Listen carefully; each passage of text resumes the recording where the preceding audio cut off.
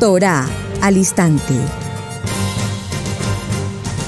Con el pastor Roberto Alfaro. Reflejos de la Torá, el manual de vida. La palabra es la misma ayer, hoy y por siempre. Hebreos 13:8. Torá al instante. Es un espacio de reflexión y aprendizaje en familia, escudriñando las Escrituras de generación en generación, unánimes y en alegría. Acompáñanos todos los días, 7:30 de la mañana. Suscríbete a nuestro canal, Radio Génesis 128, y activa la campanita. Torá al instante. Shalom, mis amados hermanos, bienvenidos a este tiempo especial de Torá al instante. Su hermano pastor Roberto Alfaro saludándoles y brindándoles como siempre la mejor y cordial bienvenida. Bienvenidos todos, amados hermanos. ICI en las Naciones, Israel Casa Integral, desde la ciudad de Cherryville, Carolina del Norte, en los Estados Unidos. Y por favor, un saludo también, pero muy especial para quienes por primera vez nos acompañan, o para quienes apenas esta semana dieron comienzo a seguir, a suscribirse en el canal y continuar con la enseñanza de Torá al instante. Diferentes temas a lo largo de varios años. Hemos compartido infinidad de temas bíblicos, toraicos, temas de interés, temas que muchas veces no se mencionan y en los que debemos evidentemente profundizar haciendo auditoría. Esta semana particularmente venimos hablando acerca del tema de el pecado o los pecados. Por favor, ¿quién no puede definir la palabra pecado? Creo que todos, absolutamente todos, desde muy niños sabemos que todas aquellas cosas que hacemos fuera del propósito de Adonai son pecado. Y desde la religión nos enseñaron que el pecado esto, que la mentira era pecado, que decir esto era pecado, que gritar era pecado, que faltar respeto a los mayores era no solamente acto de moral, sino de pecado, y infinidad. El mentir, el engañar, el contestar indebidamente, el pronunciar palabras indebidas, todo en general pecado. Pero sin embargo, a lo largo de la historia de la humanidad, el pecado ha reinado. El pecado está presente cada día de la vida en el ser humano. Algunos pecamos por acción, otros por omisión, pero pecamos. Algunos voluntaria y otros involuntariamente, pero pecamos. Y como estamos en un tiempo maravilloso después de Yom Teruah, el sonido de la trompeta, y acercándonos al tiempo de Yom HaKippurim, el tiempo del gran perdón, el tiempo del perdón, pues qué mejor que hacer durante estos 10 días una autoevaluación muy profunda en nuestros corazones, mirándonos cara a cara con Hashem y estableciendo en qué áreas de nuestra vida hemos pecado. Estoy absolutamente seguro que ya con lo que hemos desarrollado en la primera parte de esta semana, creo que esa lista que cada quien está desarrollando, ha ido incrementando y de pronto pensamos, wow, nunca me imaginé que esto que estoy haciendo por mucho tiempo fuese pecado. Nunca me imaginé que esto fuese pecado. Siempre pensé que era algo inofensivo, que no ofendía a nadie, que no tenía relevancia. Pero escuchando el programa esta semana me he dado cuenta cuántos pecados he practicado, aún repito, sin pensar que fuesen pecado. Así es que para ganar tiempo y aprovechar nuestra jornada, vamos a referirnos hoy puntualmente, en términos generales, a 9 tipos de pecados.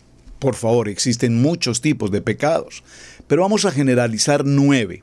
Y dentro de esos 9, si el tiempo nos lo permite, verificaremos específicamente 3, que son los de mayor relevancia. No con esto queriendo indicar que haya uno más que otro. Pecado es pecado. Desde la más pequeña mentirilla hasta la acción más terrible en el homicidio o en la idolatría o en el pecado sexual, pues es pecado. Así es que adentrémonos al tema. Dentro de este nivel de mencionar algunos de esos pecados que por supuesto, repito, conocemos y repito, algunos probablemente no consideraríamos que fuesen pecados hasta el día de hoy, que conocemos la verdad y la verdad, dígalo conmigo, nos hace libres. La idolatría, ya lo hemos mencionado en la primera parte, en la jornada de esta semana, pero definitivamente la idolatría es uno de los pecados que tiene mayor nivel de gravedad dentro del contexto de la palabra, la idolatría. A lo largo de toda la Escritura, desde el mismo tiempo en que Hashem entrega las palabras en Éxodo 20, nos habla de no hacer ninguna imagen, de no tener ninguna cercanía con ídolos. Normalmente se utiliza la palabra dioses con D minúscula, pero definitivamente está haciendo referencia específicamente a los ídolos, Y nos dice, y habló Adonai estas palabras diciendo, yo soy Adonai tu Elohim, que te saqué de la tierra de Egipto, de la casa de servidumbre. No tendrás ídolos ajenos delante de mí. No te harás imagen ni ninguna semejanza de lo que está arriba en el cielo, ni abajo en la tierra, ni en las aguas debajo de la tierra. Verso 5, no te inclinarás a ellas, ni las honrarás, porque yo soy Adonai, tu Elohim, fuerte, celoso, que visito la maldad de los padres sobre los hijos hasta la tercera y cuarta generación de los que me aborrecen.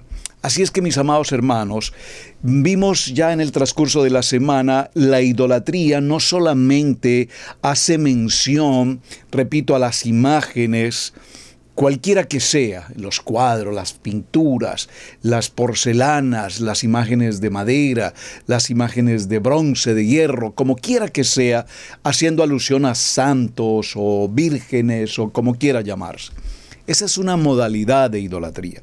Y mencionamos también que la idolatría estaba directamente relacionada con esa atracción y sobreprotección también respecto del caso del esposo, cuando se idolatra al esposo, cuando se idolatra a la esposa, y esto no significa que no le ames y le respetes y le honres, pero una cosa es amarle y una cosa muy diferente es idolatrarle. Caso similar ocurre con nuestros hijos. Ya repito, lo habíamos mencionado, pero vamos a retomar un poquito esa historia. Cuando idolatramos a los hijos los amamos, son nuestros hijos, anhelamos y deseamos lo mejor para nuestros hijos. Por favor, estamos siempre atentos y pendientes de ellos, pero una cosa es estar atentos, cuidarlos, protegerlos, orar por ellos, que todo salga bien en sus vidas, y otra cosa es llevarlos a un nivel de idolatría. La idolatría puede ser en el alimento, la idolatría a la comida, la idolatría a los deportes, la idolatría a los cantantes, a los artistas de cine, la idolatría a cuanta cosa podamos tener alrededor. Idolatrías. Y esa idolatría, entre comillas, tiene que ver con una adicción, por decir algo, la adicción al juego, a los juegos de azar, la adicción al dinero, idolatría al dinero, idolatría al automóvil, idolatría en términos genéricos. Es un tema, repito, de los más gravosos que se ocurren en la vida del hombre y que al mismo tiempo, con mayor frecuencia, el pueblo, la gente cae en esta trampa de la idolatría. Tanto así que nos apartamos del propósito de Hashem. ¿Cuántas gentes dejan de estar en una reunión de Shabbat o dejan de estar en una reunión de las convocatorias tan extraordinariamente fundamentales en la vida del ser humano? Levítico 23, ya fuimos a Levítico 23. ¿Cómo puede ser posible que tengamos tanta relevancia de la palabra, una revelación, una continuidad de la palabra, y sin embargo la idolatría al trabajo, la idolatría al juego de fútbol, al juego de básquetbol, etcétera, cualquier deporte, y preferimos asistir a un evento cultural, deportivo, social, que no estar en el tiempo de la congregación, en el tiempo de la convocatoria? Entonces, haciendo esta evaluación nos daremos cuenta cuán nivel de idolatría tenemos. Un ejemplo muy sencillo de la idolatría es, por ejemplo, el teléfono. La gente puede salir de su casa apresurada porque se hizo un poco tarde para llegar a la Cajal, a la Quejilá. Y en el camino de pronto, se nos quedó la Biblia, se nos quedó la Biblia. No importa, a la final allá van a leer las citas bíblicas, no es necesario, dejémoslo así.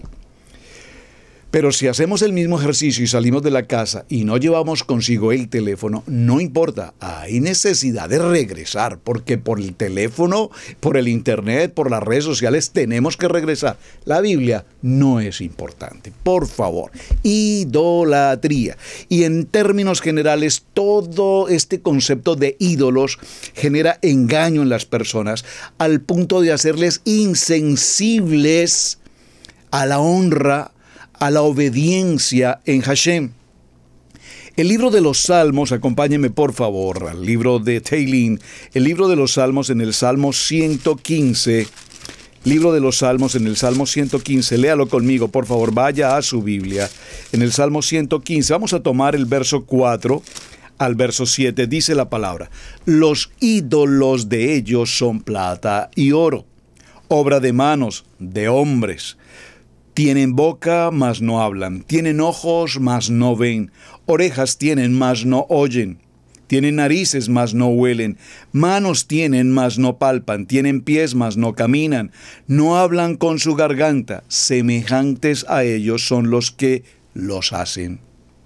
Y cualquiera que confía en ellos, es decir, cualquiera que confía en ídolos que no ven, que no escuchan, que no hablan, que no caminan, que no palpan, tal cual como sus ídolos, así mismo será quien practica idolatría. Por favor, no lo estoy diciendo yo, lo estoy tomando de nuestra Kadosh Biblia en el libro de los Salmos 115, versos 4 al 7, que le sugiero, por favor, subráyelo, léalo y devore esa palabra en su corazón. Así es que tantos seres humanos día a día atrapados en este concepto de la idolatría, que definitivamente se acercan cada vez más, repito, a imágenes, a ídolos de la música, a los artistas en particular, etc. Lastimosamente venimos de una cultura religiosa e idolátrica. Pero particularmente en muchos de nuestros países, uno de los ídolos o de las abominaciones, creo que tenemos que calificarlo en ese sentido, más fuerte y contundente de la idolatría, es precisamente los ídolos a las imágenes de la Virgen. Por ejemplo, en México, la Virgen de la Guadalupana, en Colombia, la Virgen del Carmen, en Costa Rica, la Virgen de los Ángeles, y así sucesivamente por todas las naciones, una Virgen que tiene ese nivel de idolatría máximo. Hoy en la actualidad existen por supuesto también muchos modelos de idolatría, repito, las redes sociales, por ejemplo, entre otras cosas. Vamos a dejar el punto de idolatría aquí, porque creo que el punto de idolatría para todos es absolutamente claro. Si hay idolatría en la comida, en los excesos, idolatría en la vida sexual, por ejemplo, esas adicciones a las drogas, etcétera. Todos los campos excesivos nos conllevan un tema de idolatría. Vamos al segundo tipo o modelo de pecado, culturalmente hablando, socialmente hablando y espiritualmente hablando. La prostitución. La prostitución es un pecado atroz por demás. La prostitución está directamente asociada con la adoración a las deidades paganas. Esto lo vemos desde el libro del Tanaj. Vamos un momento al segundo libro de Reyes. Por favor, acompáñeme en el capítulo 23 y tomaremos el verso 7. Segundo libro de Reyes, 23, 7. Por favor. Dice la palabra, segundo libro de Reyes, capítulo 23, verso 7. Dice así. Léalo conmigo. Además, derribó los lugares de prostitución idolátrica que estaban en la casa de Adonai, en los cuales tenían las mujeres tiendas para Acera.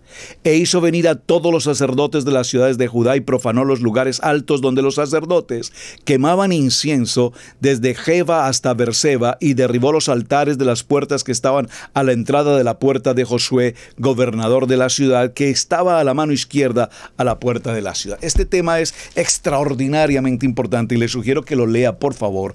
El libro de Segunda de Reyes, en el capítulo 22, capítulo 23, léanlo por favor completo, porque nos narrará de una historia impresionante que tiene que ver con este concepto de la prostitución. Ahora, hay dos modelos de prostitución en la Biblia y sobre eso voy a hacer un pequeño paréntesis si me lo permiten. Podemos encontrar entonces dos tipos de personas que ejercían la labor de prostitución en las historias bíblicas. En primer lugar, están aquellas personas que tenían sexo, relaciones sexuales, mujeres que tenían relaciones sexuales con hombres, todo con el único fin y propósito de obtener dinero. Básicamente este era el principio. Algunas mujeres se hacen prostitutas para sobrevivir cuando ya no estaban bajo el cuidado, de la dirección o la protección de su respectivo esposo, quien probablemente fallece, o de su padre en el efecto de protección u otro miembro de la familia. Entonces, al estar ellas solas, sin recibir provisión, ejercen la labor de la prostitución. Como dice por allí, la profesión más antigua del mundo. Las prostitutas entonces vestían elegantes vestidos y muchas joyas para atraer de esta manera a los hombres. Esto es Libro de Ezequiel, capítulo 16. Léalo, por favor, léalo usted en casa. Libro de Ezequiel, capítulo 16, verso 8 al 26. Nosotros recordamos en el libro de Josué, nos narra la historia de una mujer llamada Rahab. Ustedes recuerdan la historia, que tampoco voy a entrar allí. Rahab, conocida como la mujer prostituta, que fue precisamente la que ayudó a guardar a los hombres estando en Jericó. La segunda clase o forma de prostitución era considerada la prostitución sagrada. Miren qué interesante, la prostitución sagrada, que es un poco lo que estamos leyendo ahora en el segundo libro de Reyes. Esta prostitución sagrada o del templo incluía a mujeres u hombres que tenían relaciones sexuales con los adoradores a un ídolo en el templo. Por favor, en el templo. Segundo libro de Reyes, léalo porque allí lo va a explicar muy bien. Se creía que muchos de estos ídolos o ídolas hacían que la tierra y las personas fueran más fértiles. En Canaán habían pares de estos ídolos, Baal y Asera, y más tarde Osiris e Isis. El profeta Oseas advierte al pueblo de Israel el peligro de las relaciones sexuales con las prostitutas del templo en los rituales en honor a estos ídolos cananeos de la fertilidad. Esto es Oseas capítulo 4 versos 10 al 19. Tome nota, por favor, léalo usted en casa. Más adelante el rey Josías de Judá destruyó los edificios en los que se albergaban lugares de prostitución, segundo libro de Reyes que acabamos de tomar, 23:7, que pudieron haber servido en la adoración a los ídolos cananeos. En las escrituras del antiguo Tanaj o del Tanaj, la infidelidad del pueblo de Israel se compara a menudo con prostituirse o seguir a las prostitutas. Isaías capítulo 23 verso 16, Jeremías capítulo 3 verso 6, Ezequiel capítulo 16, Nahum capítulo 3 verso 4. En el Brit Hadasha, el autor de Apocalipsis llama a Babilonia, es decir, el imperio romano, una prostituta desvergonzada que tenía a la gente y a las naciones para tener relaciones sexuales con ella. En la Torá, en la ley de Moshe, en la Torá, en el manual de instrucciones, el libro de Vayikrat, Levítico capítulo 19, verso 29, prohíbe la prostitución y los culpables podrían ser apedreados hasta morir. En el libro de Devarim, capítulo 22, verso 21, la hija de un sacerdote que se prostituía debía ser quemada antes de morir. En Levítico capítulo 21, verso 9, también lo encontramos. Además, el dinero ganado por la prostitución no podía ser aceptado como ninguna ofrenda en el templo de Hashem. Esto pues para que mencionemos, repito, dentro de estos niveles de pecado, la prostitución.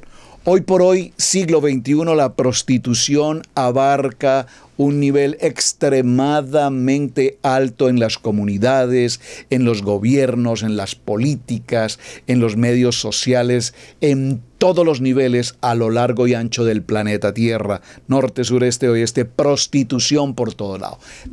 Un negocio, la prostitución con los niños, las niñas, la venta o trata de blancas, etcétera. todo este fenómeno de la prostitución que abarca el mercado más impresionante en el mundo entero.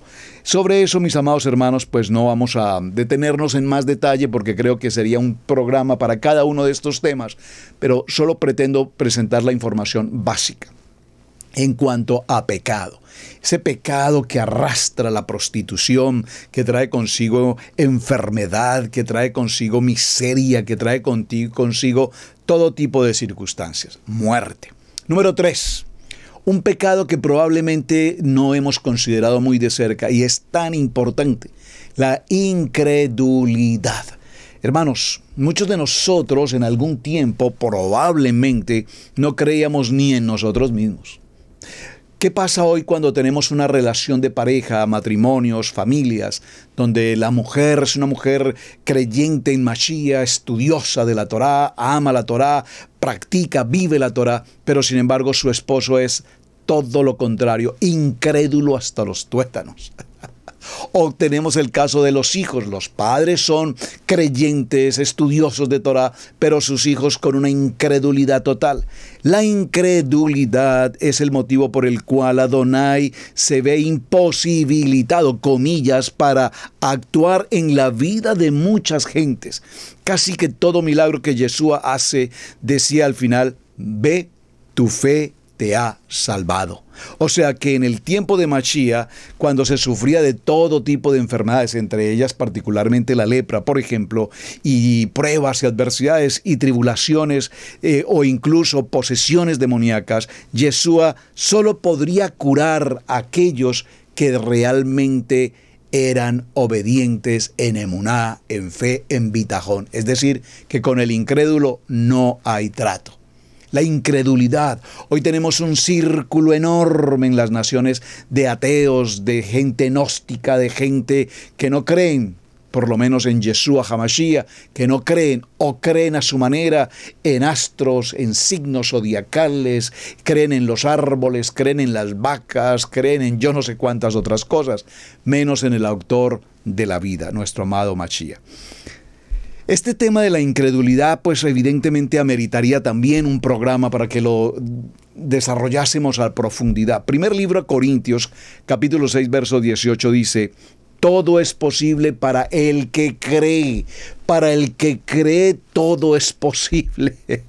Solo para aquel que cree. Hebreos capítulo 11, verso 6 dice: pero sin fe es imposible agradar a Hashem, porque es necesario que el que se acerca a Adonai crea que la hay y que es galardonador de los que le buscan. Sobre el tema de la incredulidad, me parece que sería interesante mencionar algunos versos bíblicos más. Algunos, no muchos, pero algunos. Hebreos 3:12 dice: tened cuidado, hermanos, no sea que en alguno de vosotros haya un corazón malo de incredulidad para apartarse de Adonai. Salmo 78:40. ¿Cuántas veces se rebelaron contra él en el desierto y le entristecieron en la soledad? Efesios capítulo 2, verso 2. Por la fe, Rahab no pereció con los desobedientes, por haber recibido a los espías en Shalom. En el primer libro de Juan capítulo 5, verso 10, el que cree en el Hijo de Adonai tiene el mismo testimonio en sí mismo. El que no cree a Adonai El que cree en Adonai ha hecho a Adonai mentiroso, porque no ha creído en el testimonio que Adonai le ha dado respecto de su Hijo. Mateo capítulo 13, verso 19. A todo el que oye la palabra del reino y los que la han oído, después viene el adversario y arrebata la palabra de sus corazones para que no crean en la salvación. Bueno, sobre incredulidad tendríamos, repito, un capítulo completo, pero por favor, si hay una situación en familia donde él o ella o ellos están en incredulidad, es una circunstancia que necesitamos atender. Así es que tome nota, por favor, en esta presentación que tenemos para Yom Kippur, probablemente, repito, este pecado lo hemos dejado muy allí Y es necesario que coloquemos en mi familia, en mi hogar, mi esposo o mis hijos o mi esposa y mis hijos o mis suegros o mis padres o mis hermanos son incrédulos. Y por favor, atención a esto. Puede ser que estén en la religión uno, pero sin embargo hay incredulidad. No hay mayor incredulidad, hermanos, de personas que se sienten supremamente espirituales, pero que no creen en nadie, repito, ni en sí mismos. Entonces, hay gentes que se sienten tan espirituales que su fe es tan vacía y tan hueca como cualquier absolutamente nada. Es decir, no tienen un sentido de la dependencia de Hashem. Número 4, el orgullo. ¡Wow! ¡Qué pecado! ¡Qué pecado! El orgullo. Y es uno de los pecados, entre otras cosas, más peligrosos y mortales. Porque no es algo que la gente se avergüence de ese pecado. Todo lo contrario, se enorgullecen de su orgullo. Quien traiciona, roba o mata, siente vergüenza. Pero el orgulloso, al orgulloso le cuesta definitivamente entrar a un nivel de arrepentimiento. Pero ¿quién es el orgulloso?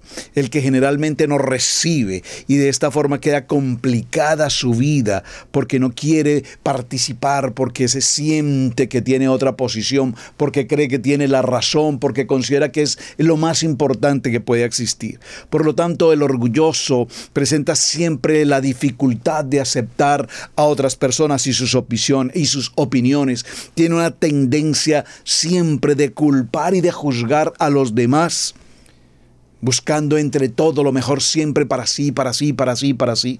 Sentirse mal cuando otros son elegidos o más destacados que él. Entonces entra a un nivel de envidia, de celo, de contienda cuando alguien surge y no es él el que se nombra. Wow, esto cómo nos cuesta, hermanos.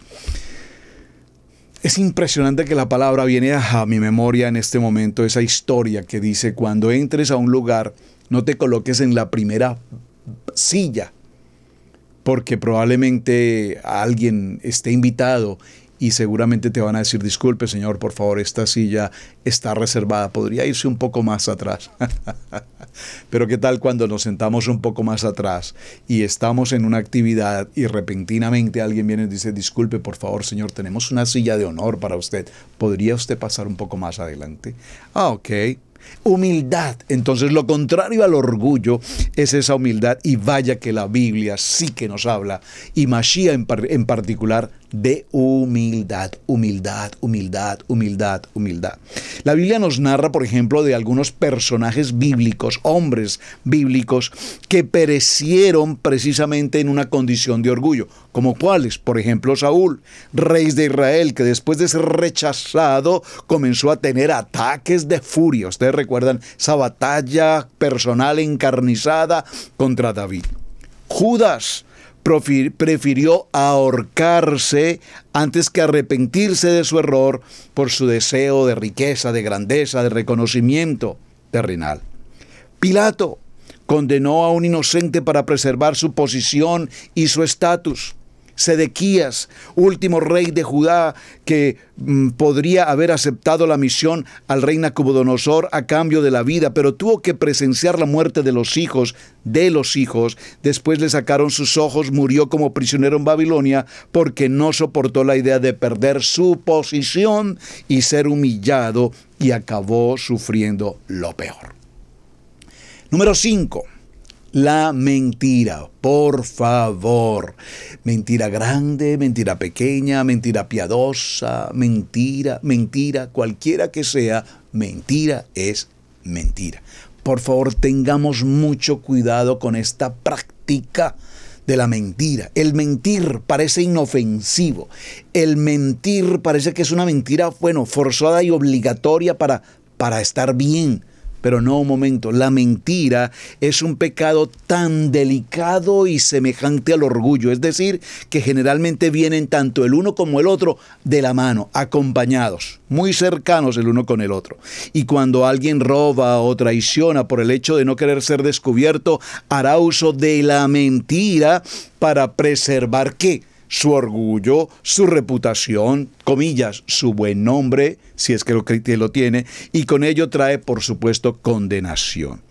El libro de Proverbios capítulo 6, verso 16 dice: 6 cosas aborrece Adonai, y aún 7 abomina su alma: los ojos altivos, la lengua mentirosa, las manos derramadoras de sangre inocente, el corazón que maquina pensamientos inicuos.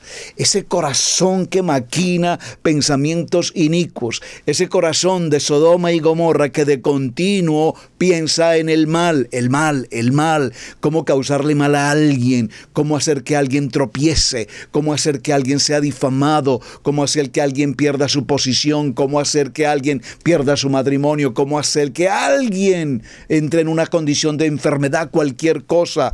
Pensamientos inicuos en el corazón. Los pies presurosos para correr al mal, el testigo falso que habla mentiras y el que siembra discordia entre los hermanos. Proverbios capítulo 6, verso 16. ¿Alguien quiere algo más claro que esto?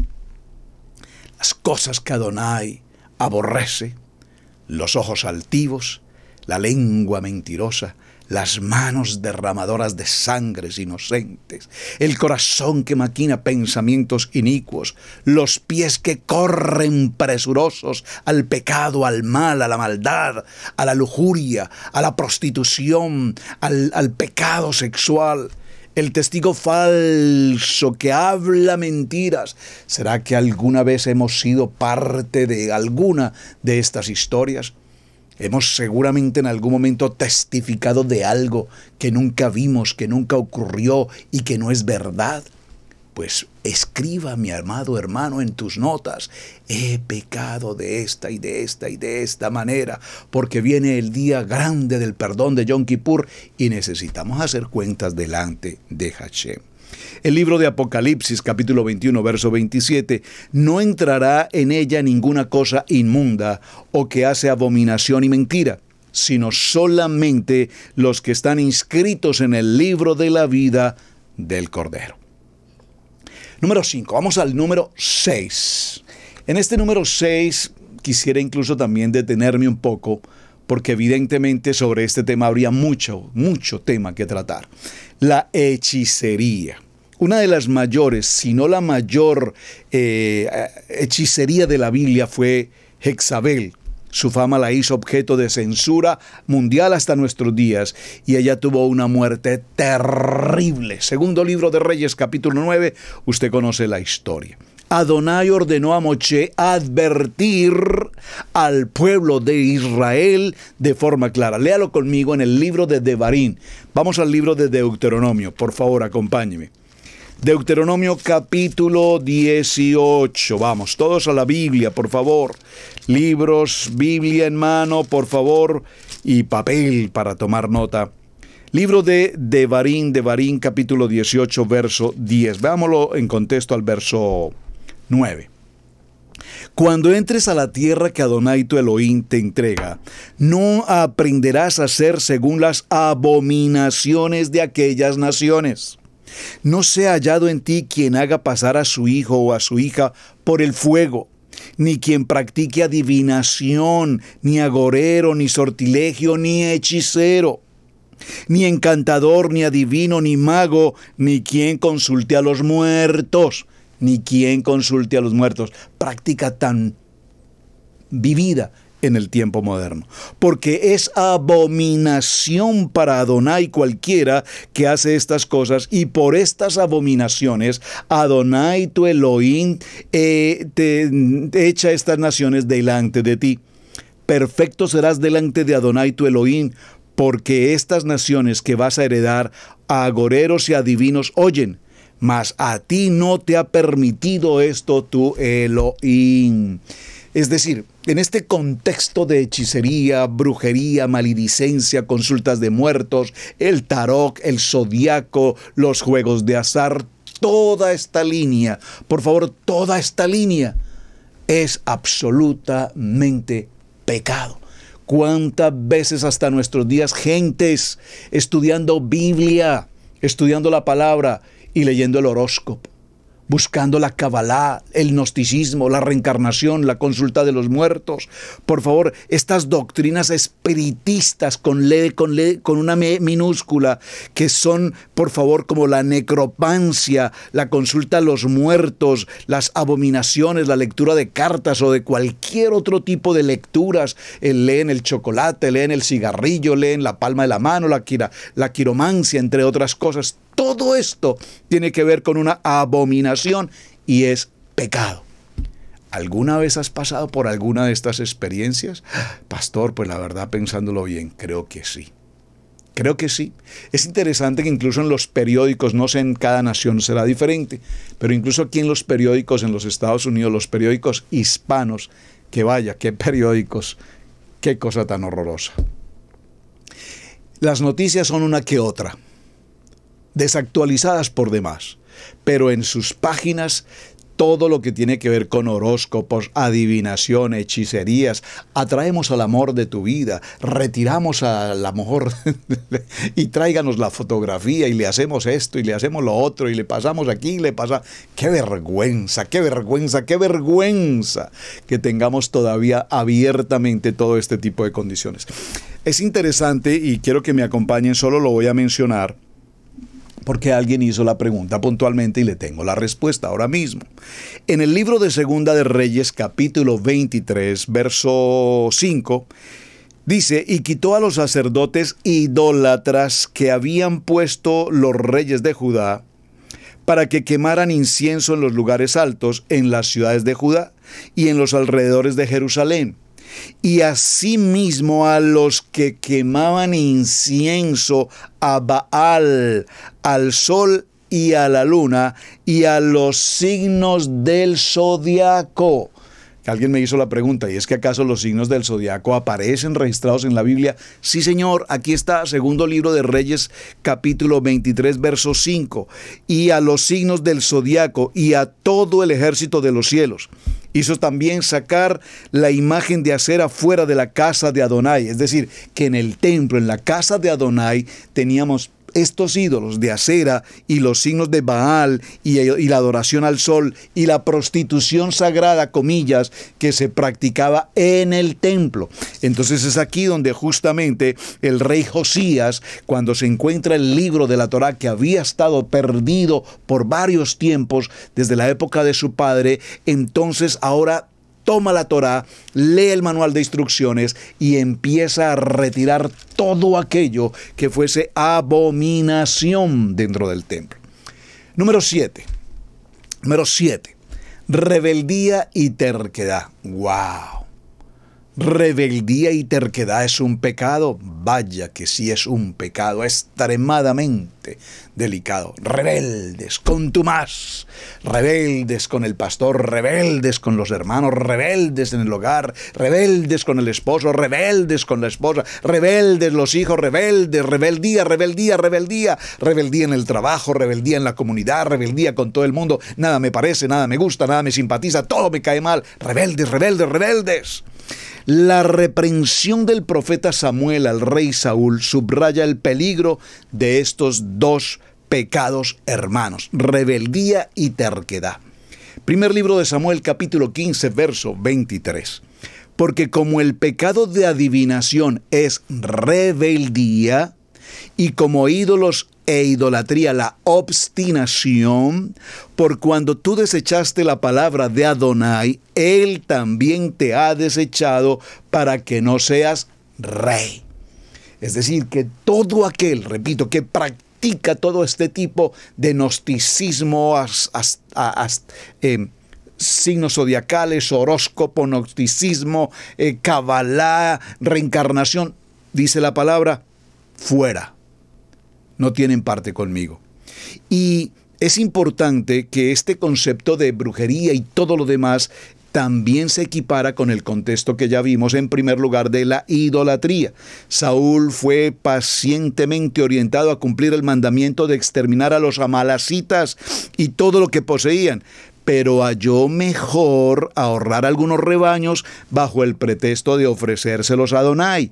Y eso quedó patentado como una mancha en su carácter, no solo por su desobediencia, sino por la postura rebelde de considerar la propia opinión por encima de la opinión de Hashem. ¡Wow, mis amados hermanos! ¿Cuántas veces hemos obrado en nuestras propias fuerzas, en mi manera de pensar, como a mí me parece? Es que nosotros lo hacemos así. Muy típico en los Estados Unidos de América. Nosotros los colombianos lo hacemos así. Nosotros los mexicanos lo hacemos así.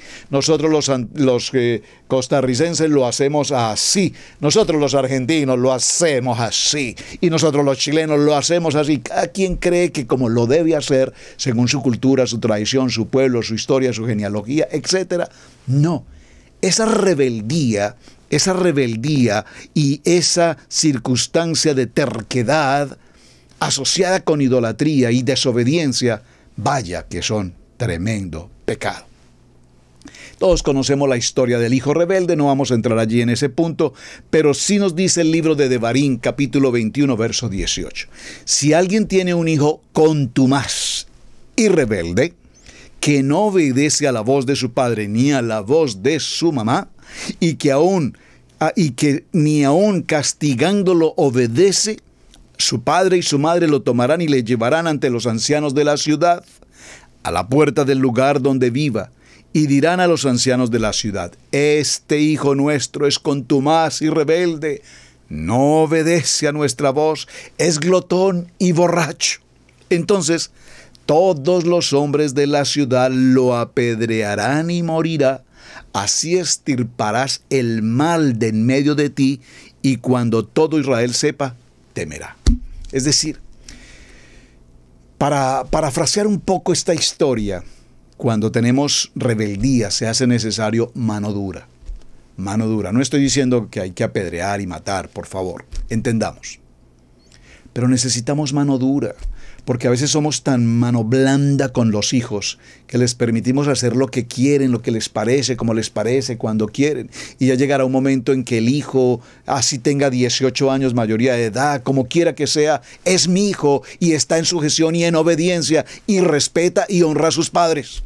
No, un momentico, pero es que ya los niños a los 16 le dicen: mire, papá, tenga cuidado con lo que está haciendo, no quieras que te lleve a la corte y te denuncie con la policía. A mí me respetas, dicen, el hijo contumaz. No, un momentico, es mejor pálidos que no colorados para todavía. Pongamos orden, porque necesitamos disciplina frente a esta situación. Pecado, hijos rebeldes, contumaz. Número 8, traición. Ay de los que causan escándalos. Libro de Lucas, capítulo 17, dijo Jesús a sus discípulos: imposible es que no vengan tropiezos, pero ay de aquel por quien vienen. Mejor fuera que le ataran al cuello una piedra de molino y lo arrojaran al mar para hacer tropezar al mar, que hacer tropezar a uno de estos pequeños. Por favor, tengamos mucho cuidado, hermanos. La responsabilidad que tenemos como familia pastoral es llevar a cada uno de ustedes la palabra conforme a lo que escrito está, amados hermanos, conforme a lo que escrito está. Israel Casa Integral no es copia de otro ministerio o de otro movimiento o de otro nivel ortodoxo. Por favor, conforme a lo que escrito está. Conforme a lo que escrito está. Ese es el menú que corresponde a esta casa. Un menú kosher, si lo prefiere.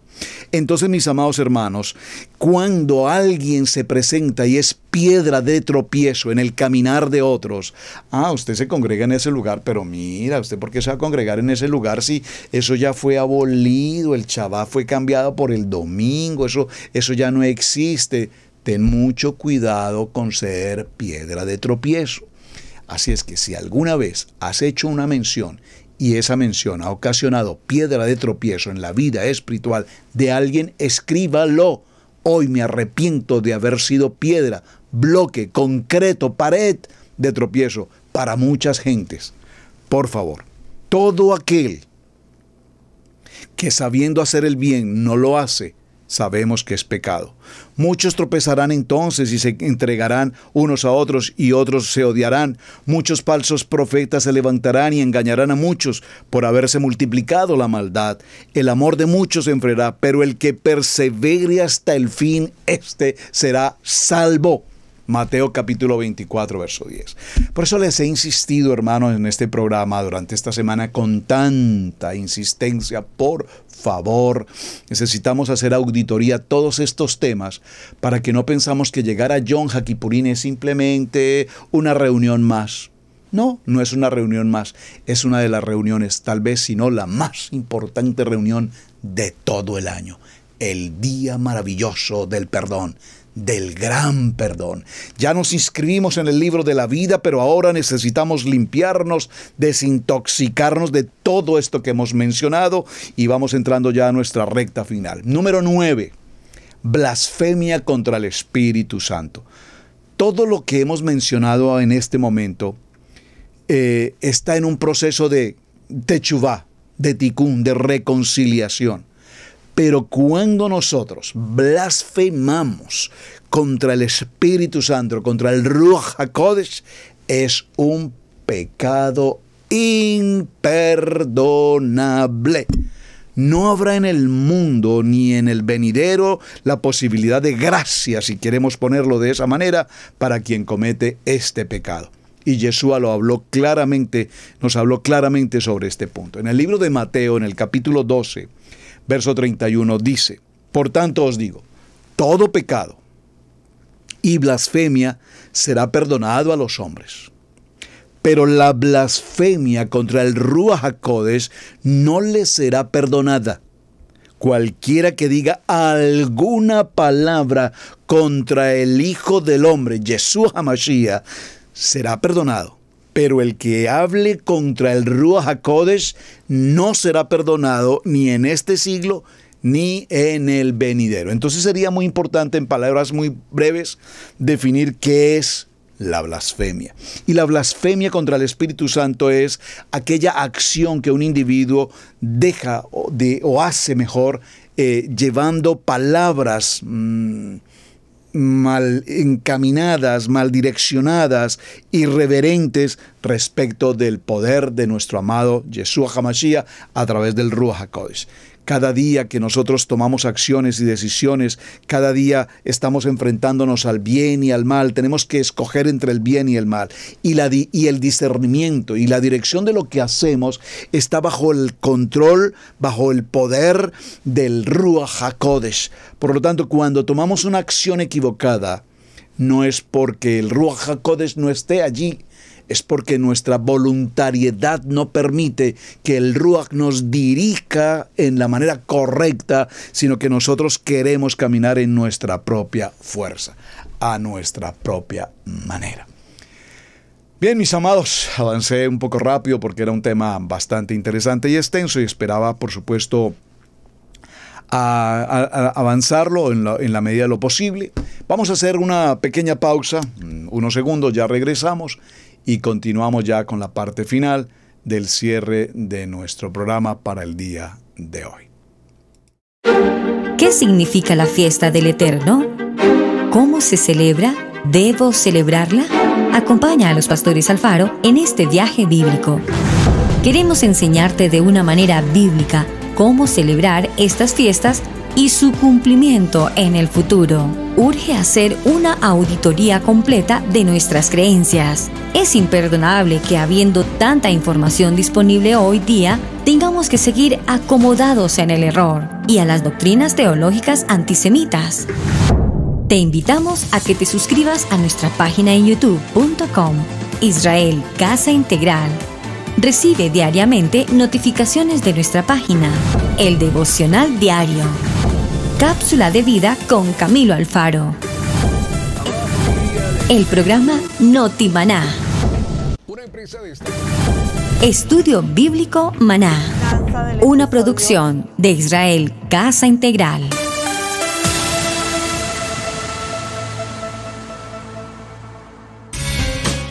Participa con nosotros en familia, en nuestro chat.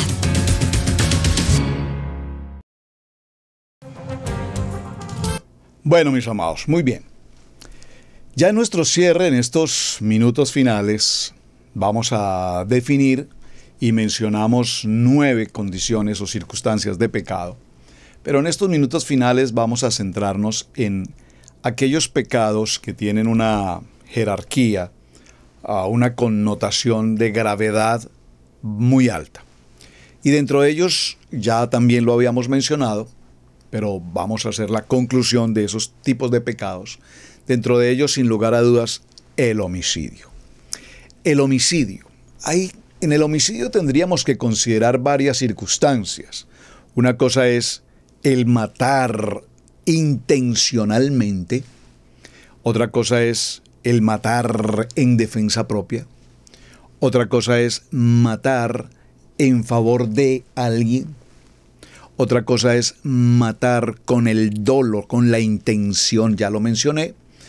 Podríamos mirar formas o modelos y como sé que hay algunos hermanos abogados aquí, me ayudarían mucho a definir mucho más allá en la jurisprudencia del derecho penal los modelos del delito de homicidio.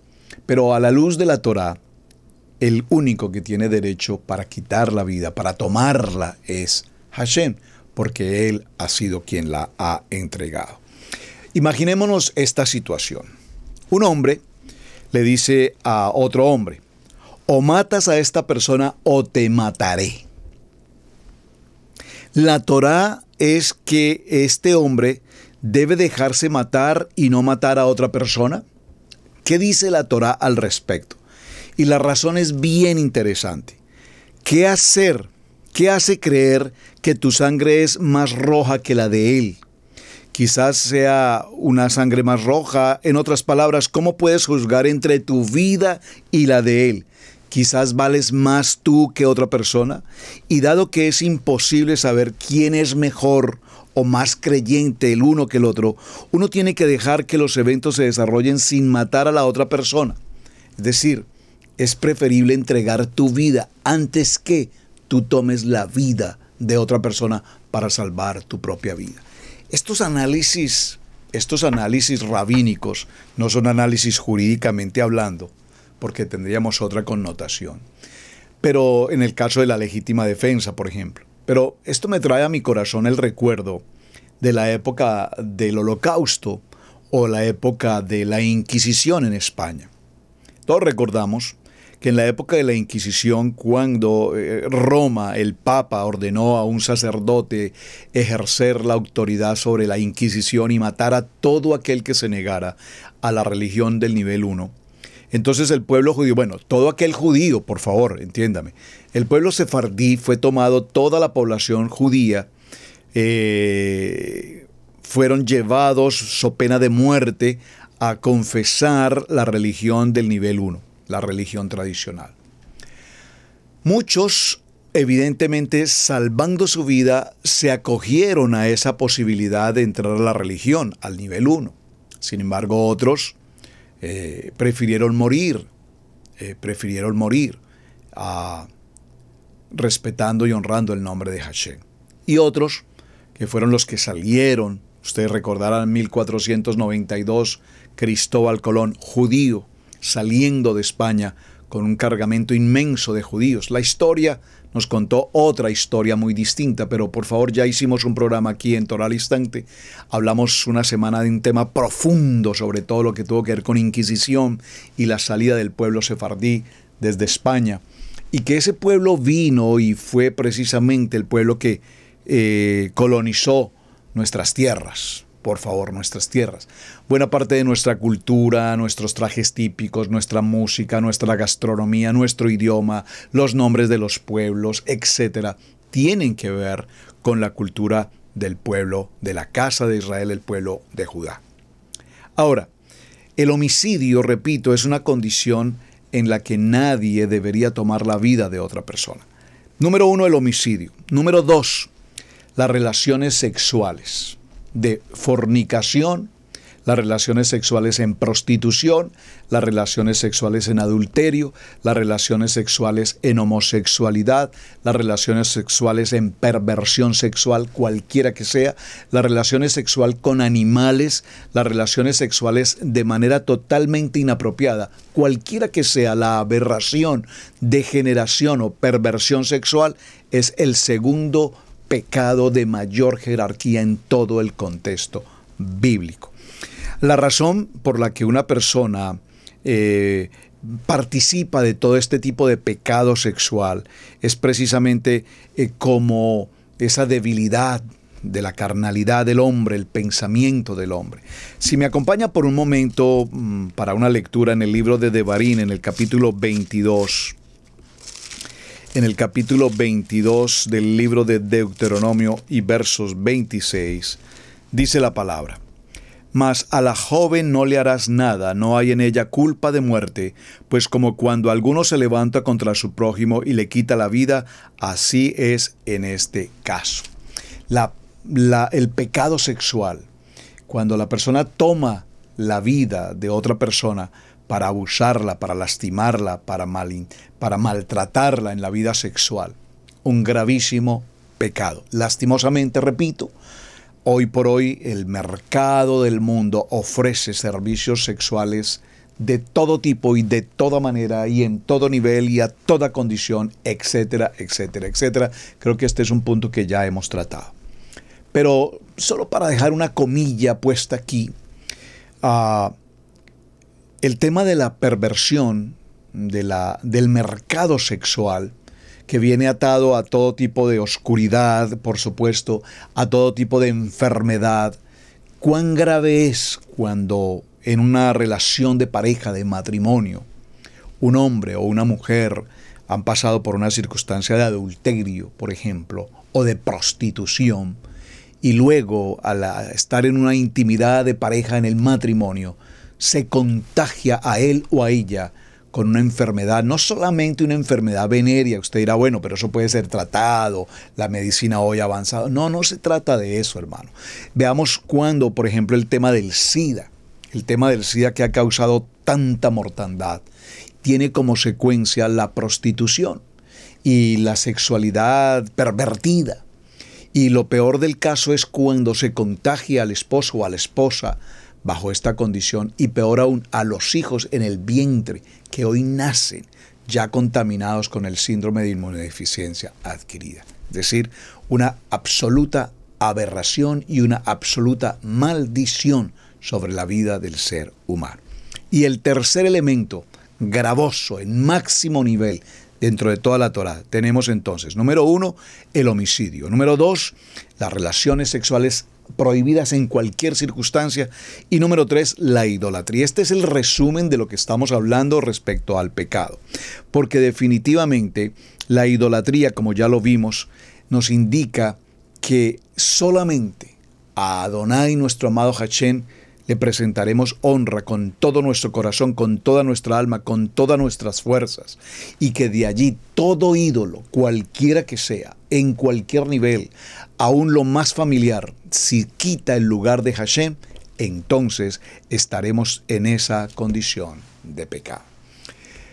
Bien, mis amados hermanos, ha sido una jornada apresurada hoy porque tenía un tema importante que avanzar. Pero creo que hemos definido ya de muy buena manera, un tema bastante amplio. Y por supuesto siempre se hará necesario profundizar. Podríamos incluso de cada uno de estos temas hacer un programa. Ustedes saben que en Torah al Instante no acostumbro a hacer programas de un día. Procuro hacer programas de una semana. Es decir, que este tema, como el que estamos tratando esta semana del pecado, no sea un programa de 1 hora. Lo haremos durante toda la semana. Y así, la semana anterior vimos el tema de eternidad. No fue un programa de 1 hora, fue toda la semana. Hablamos de la importancia de la eternidad, de lo que escrito está. Mañana estoy en deuda porque estoy trabajando en ello. Mañana, si a Hashem nos lo permite, hablaremos entonces del aspecto del pecado por acción y el pecado por omisión, frente a la condición del delito por acción o por omisión. Así es que les quiero pedir el favor a mis amados hermanos que están en línea, mis amados hermanos abogados, de los que están en línea, a quienes conozco, pues por favor, hermana Luz Mari, el hermano Edwin Chaverra, el pastor Tomás, al hermano Jair, a Villavicencio, ustedes, los abogados, no sé si tengo otros hermanos abogados aquí en sintonía hoy. Gloria al Eterno por todos los que puedan aportar.